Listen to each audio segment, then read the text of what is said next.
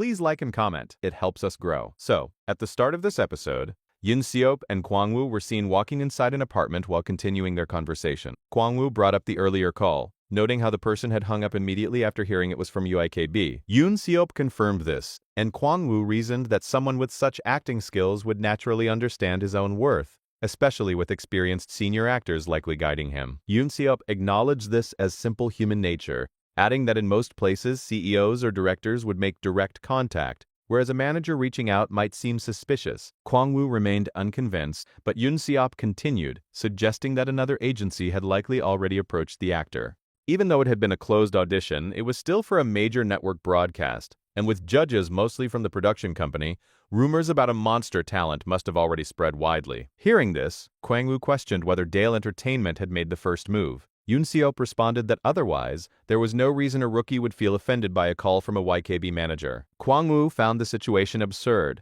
comparing it sarcastically to a martial arts comic where a rookie suddenly becomes a hidden master just by associating with someone powerful. He then asked if Yoon Seop intended to recruit him regardless. Yoon Seop stayed silent at first, then checked his phone and stated that it was obvious the actor would become a cash cow. With that, he moved forward, and Kwang Woo followed alongside him. The scene then shifted to Taegyu, who stood in front of a large apartment building holding his phone. It became clear that the owner of YKB desperately wanted Lee Taegyu. YKB Entertainment was introduced as a typical talent agency that generated profit by pushing its actors to their limits. In such an agency, a good actor was defined as someone who left a powerful and unforgettable impression on the public, often through a memorable line that stayed in people's minds. Yoon Seop had sensed this potential, believing that Oh Dae-bak might deliver the biggest catchphrase of the quarter. A flashback followed, showing Yoon Seop on a terrace making a call to Taegyu. Kwang Woo doubted the attempt, thinking the call would not be answered, since it had already been rejected. Yoon Seop remained confident,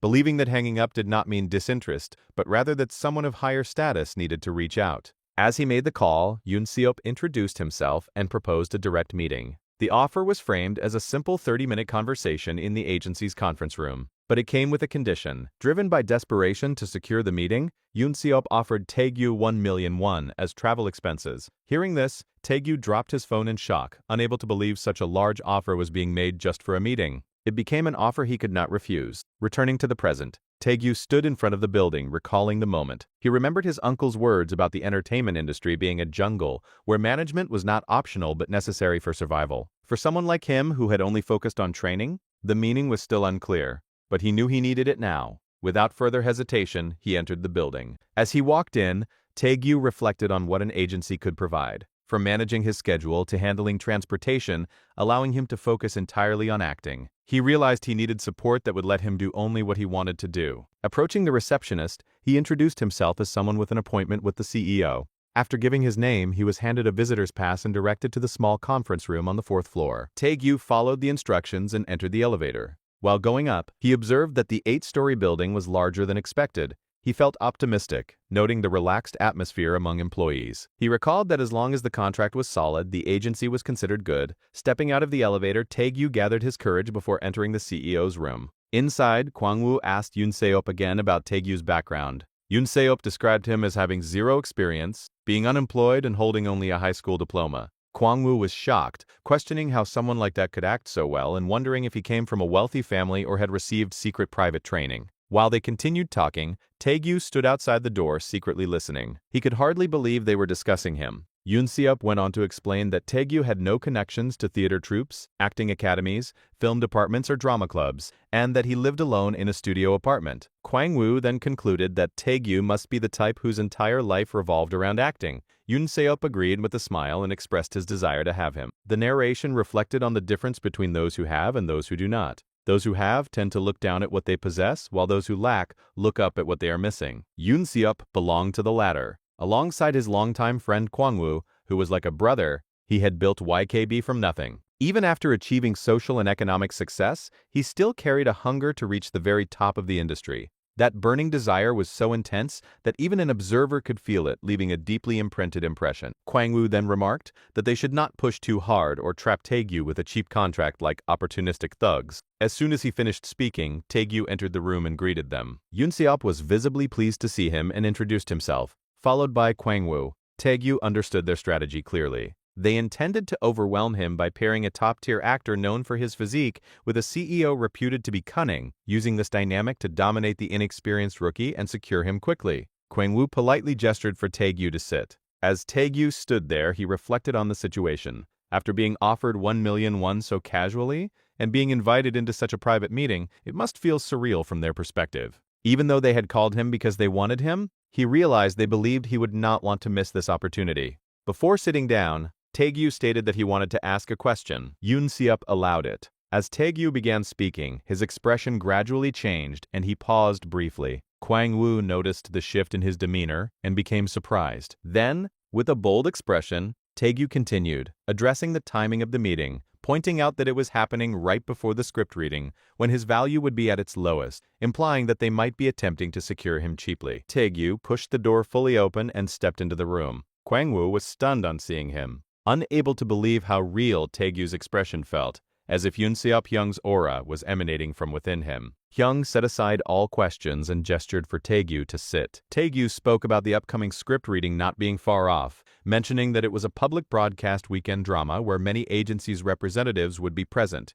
a day when agencies actively searched for talent. He expressed curiosity about why a CEO would want to meet a rookie like him beforehand, then sat beside Kwang-woo. Hearing this, Hyung fell silent for a moment before suddenly bursting into louder laughter. He noted Taegyu's aggressive nature, recalling how he had earlier complained about the lack of decent rookies, assuming matters were already settled with Taegyu, and apologizing if any offense had been caused. He then reflected that script readings were indeed where talent was scouted, but usually for leads, supporting actors nearing renewal, production companies, and reporters. He considered how dozens of actors would rush through their lines, and a minor role like Ode Box would likely be overlooked. Pointing at Taegyu, he questioned whether agency representatives, including himself, would even notice him. Taegyu remained silent briefly, then smiled and expressed certainty, believing Hyung already knew the reason. Kwang-woo stared at him in surprise. Hyung asked what made him say that. Taegyu explained 2 points. An agency representing Kim Kwang-woo had sent him 1 million won, and they had tracked down his number and called him right after the audition. He interpreted the money as an attempt to gain favor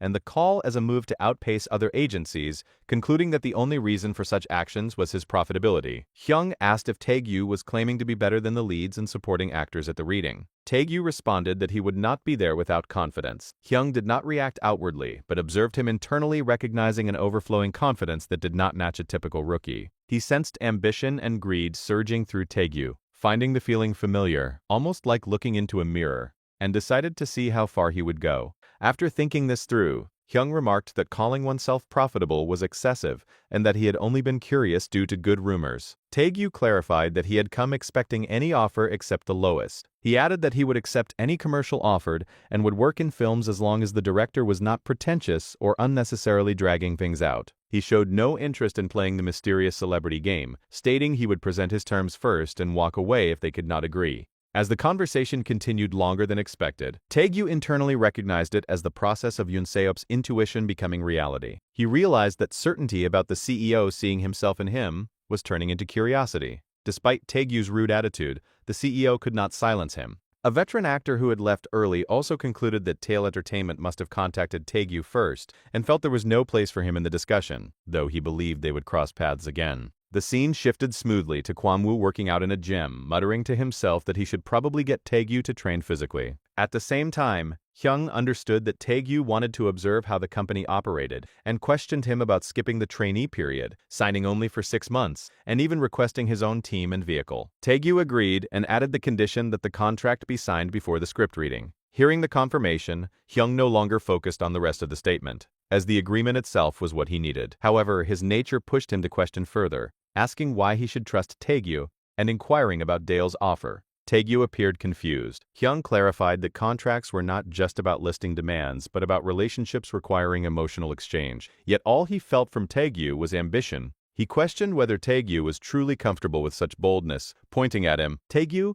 surprised, nervously stated that it had not been his intention. Hyung responded that he was not seeking an apology but actually liked people with boldness, suggesting that Taegyu seemed to have researched him beforehand. He described himself as a greedy man who either obtained what he wanted or destroyed it, and in that sense, he was willing to grant Taegyu's earlier conditions. He emphasized that the real issue was whether Taegyu could deliver on his claims, and asked if he would regret his words. Understanding something, Taegyu asked if he could slightly change his terms. The scene transitioned into the night, where Kwang-woo asked Hyung about Taegyu's response. Hyung explained that Taegyu wanted a 6-month trial to test the waters. Kwang-woo grew angry, insisting that Taegyu must have contacted one of the top 2 agencies first, which did not allow contracts shorter than a year, and was therefore testing them instead. Hyung responded with a light acknowledgement. This further irritated Kwang-woo, who questioned why Hyung let him get away with it. Hyung stated that he had tried to pressure him. Kwang-woo pressed further, and Hyung revealed with amusement that Taegyu had even asked for an office stay due to a difficult commute. Kwang-woo became even angrier, calling Taegyu insane. Hyung told him not to be so harsh, finding it embarrassing. Kwang-woo firmly refused, asking if watching such gambler-like acting had made Hyung want to gamble. Hyung replied that people like them never gambled and that he would rather die than live like a bottom feeder.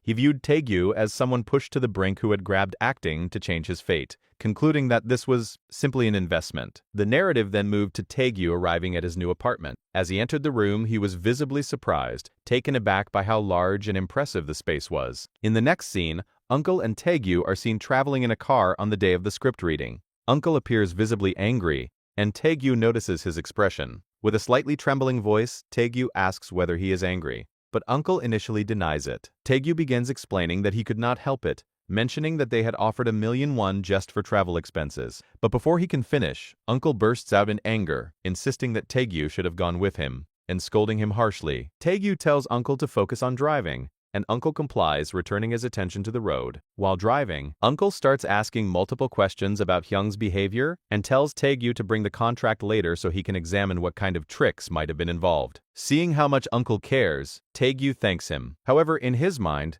Taegyu thinks that if he reveals he has already signed the contract and even received a studio apartment, things will become exhausting before the reading begins, so he decides to tell him later. Uncle then shifts the topic and asks whether Taegyu got the books and if they were worth reading. Taegyu replies that there was a lot to learn, which impresses Uncle. Smiling, Uncle remarks that with Taegyu's level of acting, hands-on experience matters more than books. Taegyu then comments that it feels like Uncle is expecting something today. Uncle mentions a particular person, Han Joo-hyuk, the lead for Gray City. Hearing this, Taegyu infers that Uncle is not a fan of him, and Uncle responds that it is simply how work is. He then brings up the concept of writers' divisions, asking if Taegyu remembers. Taegyu recalls hearing about it and mentions that Uncle had once almost had a division of his own. Uncle explains that there were people he thought would stay with him for life, but when he was successful, those same people left for the film industry, promising to star in his dramas later. Once he hit rock bottom, they stopped contacting him, and now they are appearing in Gray City's rival show, which makes him bitter. Taegyu acknowledges that it sounds tough and encourages him to hang in there. Uncle responds with a light, teasing smile, pointing out that Taegyu still sounds indifferent even while trying to console someone.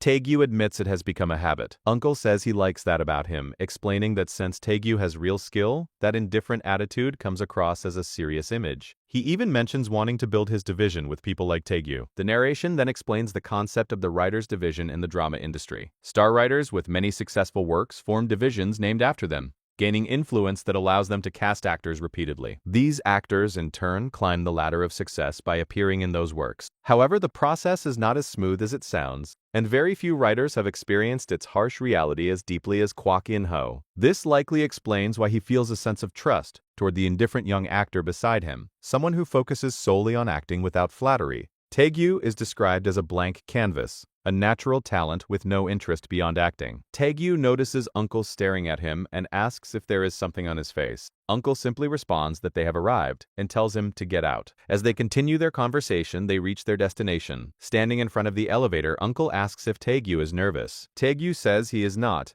which pleases Uncle. Uncle remarks that it is actually the people acting with Taegyu who should feel nervous. He then mentions revising the script, since O'Daebak was originally just a minor role. The scene then transitions to the SBC broadcasting station, specifically the 7th floor conference room. A staff member announces that everyone who has arrived should read the notice posted on the door and that actors should enter the script reading room as directed. Stars begin gathering one by one, with entertainment reporters chasing after them and agency representatives also present. Given that Grey City is a crime noir, the atmosphere resembles a gathering of hardened individuals rather than a typical group of actors and reporters. Two individuals gossip, commenting that the people look like absolute thugs and that the place feels like a den of thieves. Another person loudly adds that filming will likely be even more intense with costumes and tattoos. Someone then remarks that it would be perfect if Kim Kwang-woo were present. Another replies that he is currently filming a movie. As the conversation continues, they begin searching for Kim Kwang-woo. One of them claims that he heard Kim Hwan met some gambler at the audition and was so terrified that he embarrassed himself. The narration clarifies that this was not entirely accurate. While it is true that Kim Hwan was completely crushed in an ad-lib battle against Lee Tae-gyu,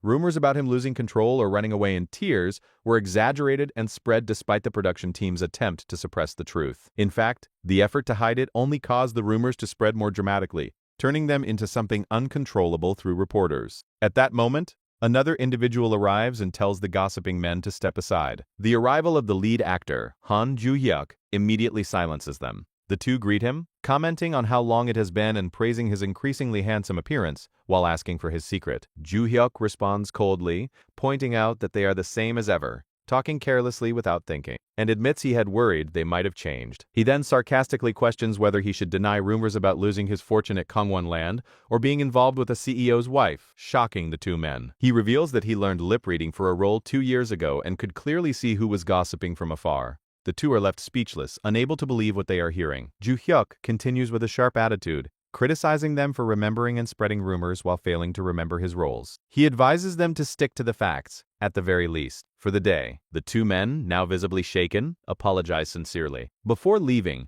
Joo-hyuk points toward Tae-gyu and brings up one more issue, asking if he is the person writer Kwak forced into the project. The two men recognize Tae-gyu and confirm his identity. Joo-hyuk then adds that they are lucky because the one thing he hates even more than gossip is nepotism hires.